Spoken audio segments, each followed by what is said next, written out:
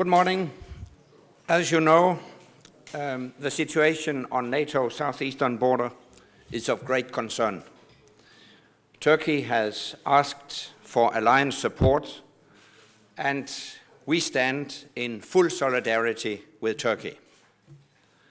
I would expect NATO allies to make a decision later today. I'm confident we will demonstrate our determination to deter against any threats and defend our ally, because this is what our alliance is all about. As we have already made clear, any deployment would be defensive only. It would in no way support a no-fly zone or any offensive operation. I have already told that to Foreign Minister Lavrov in the spirit of full transparency. And I expect NATO ministers to repeat it when we meet in the NATO-Russia Council shortly. The dialogue between NATO and Russia is based on reciprocal transparency, trust, and confidence. And our aim remains to build a strategic partnership. This year, we have made good progress on practical cooperation in areas such as Afghanistan, counter-terrorism, and counter-narcotics. We are going in the right direction, but we need to put new energy into our relationship and look at how we can boost cooperation over the next years. Tomorrow, we will meet the Foreign Minister of Georgia, a dedicated partner and one of the countries which aspires to join the alliance.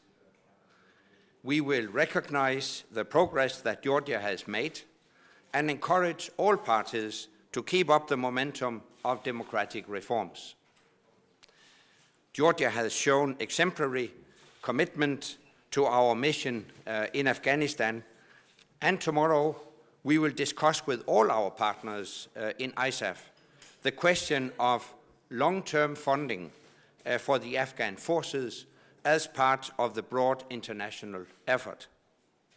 This is an essential part of our shared strategy for a stable Afghanistan. We are committed to play our part in developing appropriate, coherent, and effective funding for the Afghan forces. And the Afghan government has committed to take on more and more of the funding over time.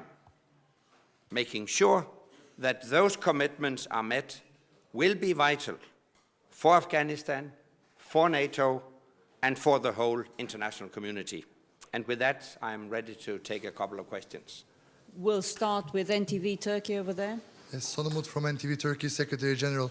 I have two small questions. First is, do you think that at this North Atlantic Council this afternoon, you will have the unanimity in order to support the increase of air defense capability of Turkey?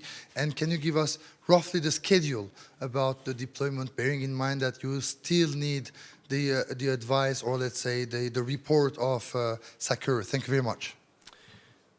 Yes, I would expect the Council of Ministers to take the decision this afternoon to enhance Turkey's air defenses with the aim to ensure effective defense and protection of the Turkish population and Turkish territory. After that, it's for individual allies who are capable to deploy Patriot missiles to take their decisions in full respect for domestic parliamentary procedures. But I would expect Germany, the Netherlands, and the United States to be able to deploy Patriot missiles in Turkey. Once the political decision has been made, it will be followed by practical deployment. When that exactly will happen will depend on a number of practical issues that will be sorted out in the very near future. So I can't give you an exact date, but I will tell you that The actual deployment of missiles will take place within weeks. German news agency, DPA. Yes, it's disabling from DPA, the German news agency. Secretary General, Secretary Clinton and President Obama have issued strong warnings to President Assad against using chemical weapons against the Syrian population.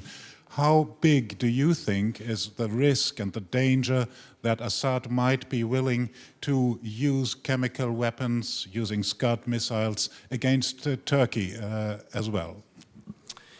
The Syrian stockpiles of chemical weapons are a matter of great concerns. We know that Syria possesses missiles. We know they have the chemical weapons, and of course that also have to be included in our calculations. And this is also the reason why it is a matter of urgency to ensure effective defense and protection of our ally, Turkey. Let me add to this that the possible use of chemical weapons would be completely unacceptable for the whole international community, and if anybody resorts to these terrible weapons, I would expect an immediate reaction from the international community. BBC. Could I just follow up on that, Secretary General? Can you just explain, you said the Patriots would be there for defensive purposes. Could you explain exactly what they would be doing? And also, given the warnings from President Obama, Hillary Clinton, should they be doing more than just defensive? If chemical weapons are being used, should NATO be doing more than just worrying about Turkey's own defences?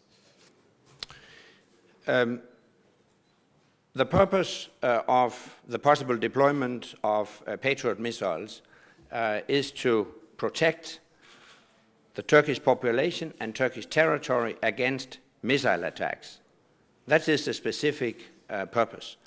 I would like to stress once again that this is a purely defensive measure. We have no intention to prepare offensive operations. So the purpose of this possible deployment is to ensure effective defense and protection of Turkey.